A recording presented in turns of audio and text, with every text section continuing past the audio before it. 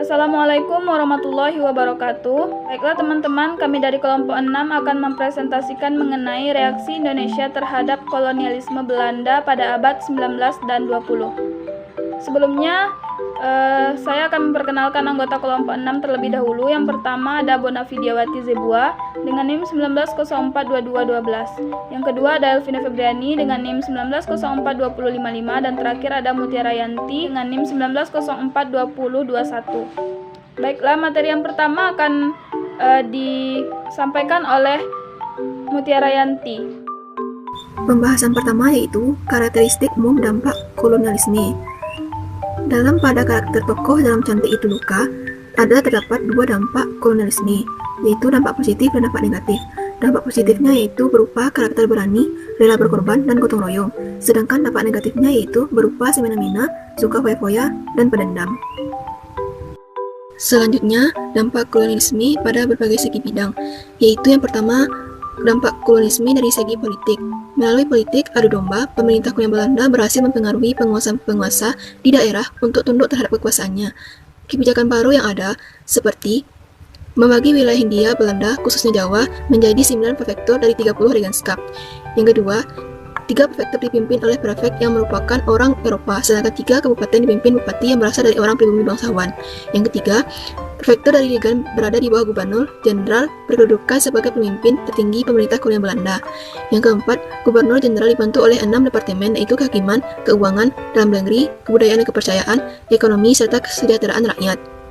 Yang kelima, perubahan dalam politik pemerintahan kembali terjadi akibat kebijakan politik pas-Nederlandika diakhiri abad 19 menuju abad 20. Kedua, dampak kolonialisme dalam segi pendidikan. Pada era kolonial, Jepang tidak membatasi rakyat pribumi untuk mengenyam pendidikan. Anak-anak sekolah, guru-guru, bahkan kepala sekolah harus mematuhi perintah tentara Jepang. Jika tidak mematuhi perintah tersebut, maka mereka mendapatkan hukuman dari tentara Jepang. Yang ketiga yaitu dampak kolonialisme dalam segi psikologis.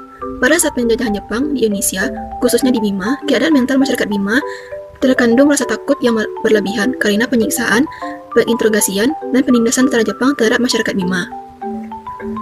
Yang keempat, dampak kolonialisme dari segi sosial.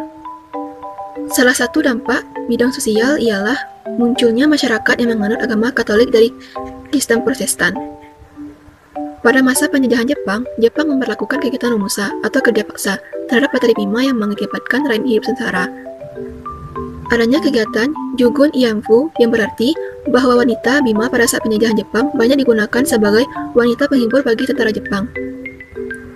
Yang kelima yaitu dampak kolonialisme dalam segi ekonomi. Datangnya bangsa Eropa, masyarakat Indonesia dikenalkan pada mata uang di masa Raffles menjalankan kebijakan sistem sewa tanah. Dikarenakan uang, kertas, dan logam mendorong munculnya perbankan modern di Belanda. Salah satunya De Shavans Bank, yaitu bank modern di Belanda yang muncul pertama kali dan didirikan di Batavia pada tahun 1828. Namun, pada masa penjajahan Jepang, keadaan rakyat sangat mencekam. Contohnya pada daerah Bima, makanan, pakaian, barang-barang mewah milik rakyat diambil secara paksa oleh tentara Jepang. Hal tersebut dilakukan untuk memenuhi kebutuhan pangan dan kebutuhan perang pemerintahan Jepang. Akibatnya, pengambilan paksa, angka kematian meningkat, tingkat kesehatan menurun, kelangkaan bahan pangan, dan kesejahteraan sosial sangat buruk. Dampak kolonialisme dari segi kebudayaan agama. Datangnya bangsa Eropa ke Indonesia membawa pengaruh kebudayaan pada bangsa Indonesia, seperti kosakata bahasa, musik, seni, tari, pakaian, arsitektur, hingga cara berpikir. Pemerintah tentara Jepang menerapkan kebudayaannya pada rakyat Bima, yaitu dengan adanya penyerapan ritual membungkukkan badan ke arah matahari, dan ritual itu wajib digunakan sebelum anak-anak sekolah masuk dalam ruangan kelas. Pembahasan yang kedua yaitu perlawanan menentang rezim Belanda abad ke-19. Yang pertama, Perang Saparua di Ambon. Ketika Belanda kembali berkuasa di Indonesia tahun 1817, rakyat Ambon mengadakan perlawanan dipimpin Thomas Matulesi atau Patimura. Patimura merupakan pemimpin pemberontak di Saparua dan berhasil merebut benteng Belanda serta membunuh Residen Vandenberg. Pemberontakan Patimura dapat dikalahkan setelah bantuan Belanda dari Batavia datang. Patimura bersama 3 pengikutnya ditangkap dan dihukum gantung. Yang kedua yaitu Perang Padri di Sumatera Barat 1821 sampai 1838 yang terbagi pada 2 tahap perlawanan. Perlawanan pertama yaitu tahun 1821 sampai 1825. Perlawanan kaum Padri berubah dengan sasaran utama Belanda meletus tahun 1821. Kaum Padri dipimpin oleh Tuanku Imam Bonjol, Tuanku Nan Cerdik, Tuanku Tambusai, dan Tuanku Naalahan. Perlawanan kaum Padri berhasil mendesak benteng-benteng Belanda. Karena di Jawa, Belanda menghadapi perlawanan Pangeran Diponegoro 1825 sampai 1830. Belanda akhirnya melakukan perdamaian di Bonjol tanggal 15 November 1825. Tahap kedua yaitu 1825 sampai 1837. Kaum adat yang awalnya bermusuhan dengan kaum Padri akhirnya kembali mendukung perjuangan Padri. Belanda kembali konsentrasi menghadapi perang Padri. Belanda menerapkan sistem pertahanan benteng Stelsel, benteng Fort de Kock di Bukit Tinggi, dan benteng Fort van de Kapellen merupakan dua benteng pertahanan. Dengan siasat ini, akhirnya Belanda menang ditandai dengan jatuhnya benteng pertahanan Padri di Bonjol tahun 1837. Tuanku Imam Bonjol ditangkap dan diasingkan ke Priangan, kemudian ke Ambon, dan terakhir di Manado hingga wafat tahun 1864. Dengan hal tersebut, Belanda membuat kekuasaan di Minangkabau semakin besar, dan keadaan ini mendukung usaha Belanda untuk menguasai wilayah Sumatera yang lain. Ketiga, Perang Diponegoro di Jawa Tengah, Yogyakarta 1825 sampai 1830. Perang Diponegoro dilatar belakangi oleh campur tangan Belanda dalam urusan politik kerajaan Yogyakarta. Meninggalnya Hamengkubuwono IV tahun 1822 menimbulkan perselisihan tentang penggantinya. Belanda membangun jalan baru bulan Mei 1825 dengan memasang patok-patok pada tanah leluhur Diponegoro. Terjadi perselisihan saat pengikut Diponegoro, Patih dan Nureja IV mencabuti patok-patok tersebut. Belanda segera mengutus serdadu untuk menangkap Pangeran Diponegoro. Tanggal 20 Juli, Tegarejo direbut dan dibakar Belanda. Diponegoro berhasil meloloskan diri dan segera mengumandangkan Perang Jawa 1825 sampai 1830.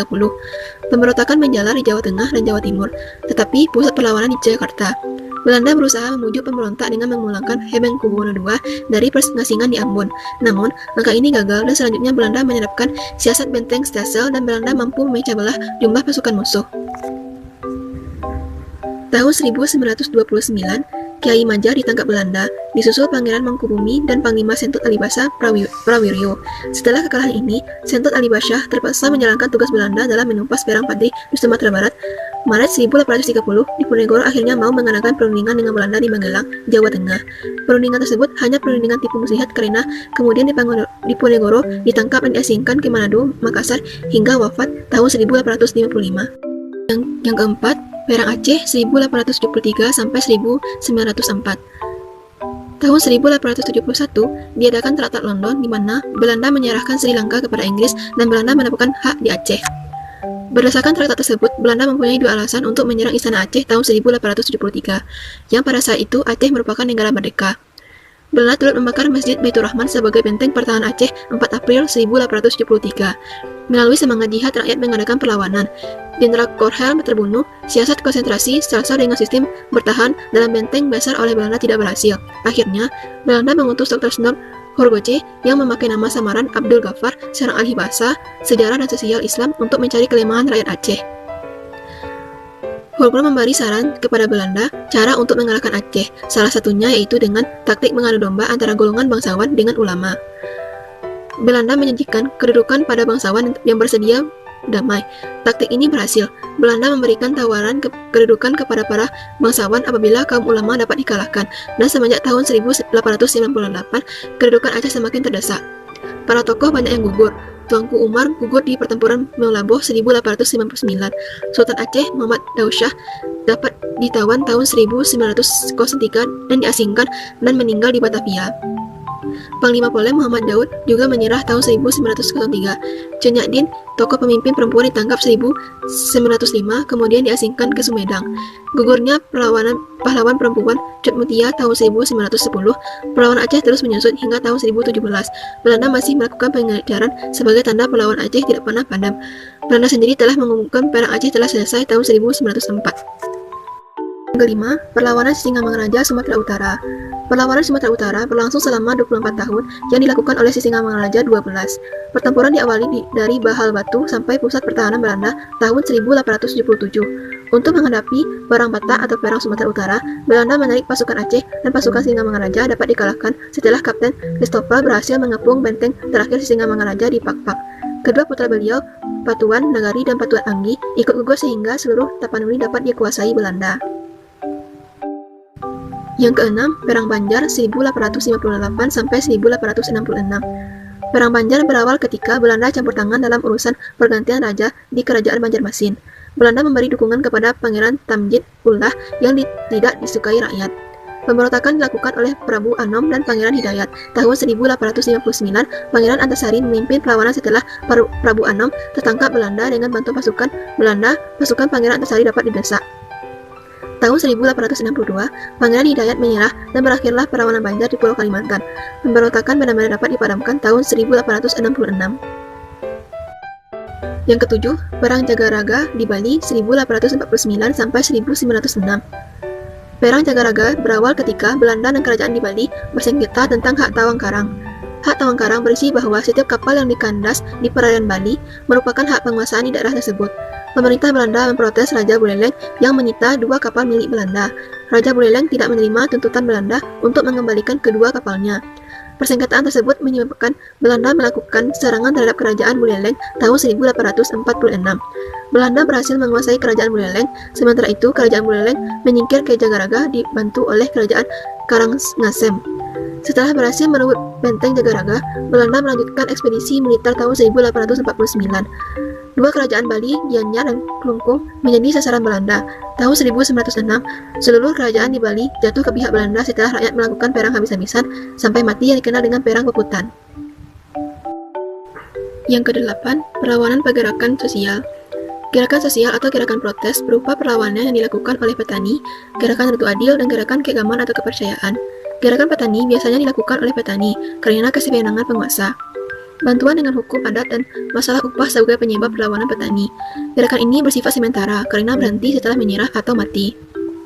Contoh gerakan petani adalah perlawanan petani Ciamas, Jawa Barat tahun 1886, perlawanan Kondet, Jakarta tahun 1916 dipimpin oleh Entong Gendut, dan lain sebagainya.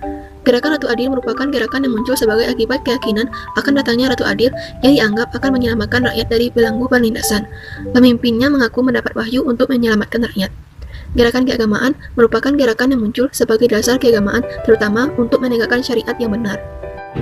Baiklah, materi selanjutnya yaitu nasionalisme abad 20, berkenaan dengan aliran-aliran utama dan polarisasi dalam pergerakan.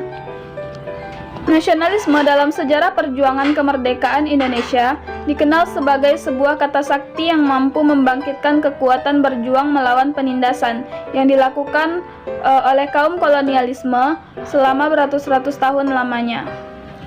Perasaan senasib dan sepenanggungan yang dialami ini mampu mengalahkan perbedaan etnik, budaya, dan agama, sehingga lahirlah sejarah pembentukan kebangsaan Indonesia. Nasionalisme dalam pandangan Carton diklasifikasikan ke dalam 5 jenis, yaitu yang pertama nasionalisme humaniter. Nasionalisme ini bersifat toleran yang mendasar pandangannya bahwa setiap bangsa berhak memperjuangkan kesejahteraan bangsanya berdasarkan cara sendiri. Yang kedua yaitu nasionalisme Yakobin, di mana nasionalisme ini bersifat demokratis tetapi doktriner dan fanatik terhadap bangsa lain. Selanjutnya ada nasionalisme tradisional yang menjalankan keunikan setiap bangsa dan mempertahankan tradisi dan sejarahnya. Selanjutnya ada nasionalisme liberal yang menekankan pentingnya dalam perwakilan dari gagasan perlunya dunia berpegang pada prinsip setiap bangsa berhak menentukan nasib sendiri. Yang terakhir yaitu ada nasionalisme integral yang menekankan kepentingan nasional ada di atas kepentingan individu. Maka individu harus sepenuhnya setia kepada negara. Dalam memahami nasionalisme, tidak saja melalui kesadaran, tetapi dapat melalui sistem budaya bangsa yang bersangkutan. Dengan demikian dapat dikatakan bahwa nasionalisme merupakan ekspresi budaya yang mempunyai bingkai ungkapan bangsa dan sangat berkaitan dengan segi bahasa, agama, politik, adat istiadat, dan tradisi, yang mana setiap bangsa memiliki faktor-faktor objektif tertentu yang membuat mereka berbeda dengan bangsa lain. Nah, faktor-faktor objektif itu berupa yang pertama nasionalisme sebagai nilai. Pada hakikatnya nasionalisme tidak dapat dipisahkan dengan ideologi.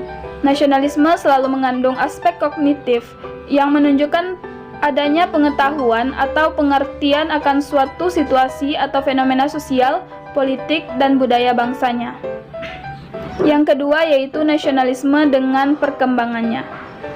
Nasionalisme Indonesia pada awal pertumbuhan dan perkembangannya dengan demikian merupakan gejala historis yang tidak dapat dilepaskan dari pengaruh kekuasaan kolonialisme Barat.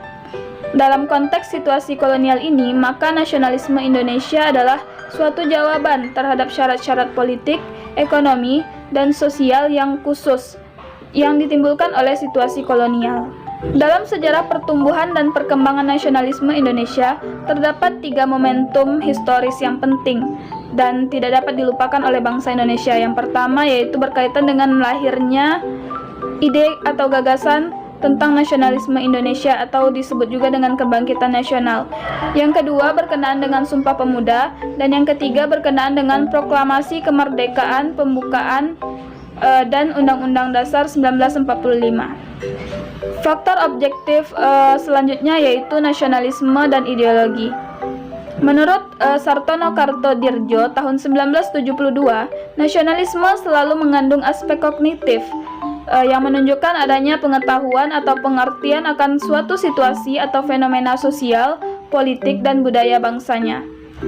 Jadi dapat disimpulkan bahwa nasionalisme tidak dapat dilihat dari luar kerangka ideologi. Sebagai ideologi penantang, nasionalisme harus bersumber hidup pada Pancasila. Faktor selanjutnya yaitu nasionalisme dalam masyarakat modern. Nasionalisme telah menjadi pemicu kebangkitan kembali dari budaya yang telah memberikan identitas sebagai anggota dari suatu masyarakat bangsa. Identitas bangsa ternyata merupakan suatu perlindungan diri dari transformasi yang tidak terkontrol pada abad globalisasi. Selanjutnya ada nilai-nilai nasionalisme bersumber dari nilai-nilai Pancasila. Pada hakikatnya, nasionalisme tidak dapat dipisahkan dengan ideologi. Nasionalisme selalu mengandung aspek kognitif yang menunjukkan adanya pengetahuan dan pengertian akan suatu situasi fenomena sosial, politik, dan budaya bangsanya. Maka tidak menutup kemungkinan bahwa nilai-nilai nasionalisme juga bersumber dari nilai-nilai Pancasila. Di sini saya akan menjelaskan yaitu bagian D, tonggak-tonggak sejarah pergerakan nasional Indonesia. Nah, sebelumnya pergerakan nasional merupakan istilah yang digunakan pada fase sejarah Indonesia dalam mencapai kemerdekaan. Nah, pergerakan nasional terjadi dalam kurun waktu tahun 1908 sampai tahun 1945. Nah, dalam buku Sejarah Pergerakan Nasional Indonesia tahun 2015 karya Ahmadin tahun 1908 dijadikan sebagai awal pergerakan nasional karena pada masa tersebut perjuangan yang dilakukan rakyat masuk dalam kategori bervisi nasional. Nah, pergerakan yang dilakukan untuk menentang kaum penjajah sebelum tahun ini masih bersifat kedaerahan. Kemudian, di tahun 1908, lahir organisasi modern dengan cita-cita nasional. Istilah pergerakan nasional juga digunakan untuk melukiskan proses perjuangan bangsa Indonesia dalam fase mempertahankan kemerdekaan. Nah, pergerakan masa ini untuk membendung hasrat kaum koloni yang ingin kembali merebut kekuasaan Indonesia. Tonggak sejarah pemuda-pemudi Indonesia pra-kemerdekaan terjadi pada tanggal 28 Oktober tahun 1928, yang mana perwakilan pemuda dan pemudi dari setiap pelosok wilayah berkumpul kemudian secara sadar mendeklarasikan sumpah sakral akan peran dan kewajibannya untuk mendorong Indonesia merdeka. Muhammadiyah tahun 1912, Nahdlatul Ulama tahun 1926, dan berdiri Perkumpulan Pemuda di luar Jawa pada tahun 1918 dan menamakan diri Young Java, Young Sumatera, Young Ambon, mengadakan Kongres Pemuda pertama, Pemuda Betawa, dan lain-lain. Para pemuda inilah yang mengadakan Kongres Pemuda pertama tahun 1926 dan menghasilkan perlunya mencanangkan suatu organisasi pemuda tingkat nasional. Nah, ada juga beberapa hal yang menjadi pemicu munculnya pergerakan nasional. Di sini kami membagi dua, yaitu ada faktor internal dan faktor eksternal. Faktor internal ini di mana disebabkan faktor yang disebabkan dari dalam negeri, yaitu pertama beberapa faktor penyebab timbulnya pergerakan nasional yang bersumber dari dalam negeri, antara lain adanya tekanan dan penderitaan yang berkelanjutan sehingga rakyat Indonesia harus melawan penjajah. Kemudian adanya rasa senasib yang hidup dalam cengkraman penjajah dan timbul semangat bersatu membentuk negara. Kemudian adanya rasa kesadaran nasional dan harga diri menyebabkan kehendak untuk memiliki tanah air serta hak menentukan nasib sendiri. Sedangkan faktor eksternalnya atau faktor yang disebabkan oleh luar negeri, yang pertama, beberapa faktor yang eksternal juga mendorong timbulnya pergerakan nasional, diantaranya masuknya paham liberalisme dan human rights, diterapkannya pendidikan sistem barat dalam pelaksanaan politis etis tahun 1902 sehingga menimbulkan wawasan luas bagi pelajar Indonesia. Kemudian kemenangan Jepang terhadap Rusia tahun 1905 yang membangkitkan rasa percaya diri bagi rakyat Asia Afrika dan bangkit melawan penjajah. Kemudian gerakan Turki Muda pada tahun 1896 sampai 1918 yang bertujuan menanamkan dan mengembangkan nasionalisme Turki. Kemudian gerakan Pan-Islamisme yang ditumbuhkan oleh Jamaluddin Al-Afghani yang mematahkan dan melenyapkan imperialisme barat. Kemudian pergerakan nasional di Asia seperti gerakan nasionalisme di India, Tiongkok, dan Filipina. Baiklah teman-teman, demikian hasil presentasi kami. Apabila ada salah dan kekurangan, mohon dimaafkan. Wabillahi taufiq wal hidayah. Wassalamualaikum warahmatullahi wabarakatuh.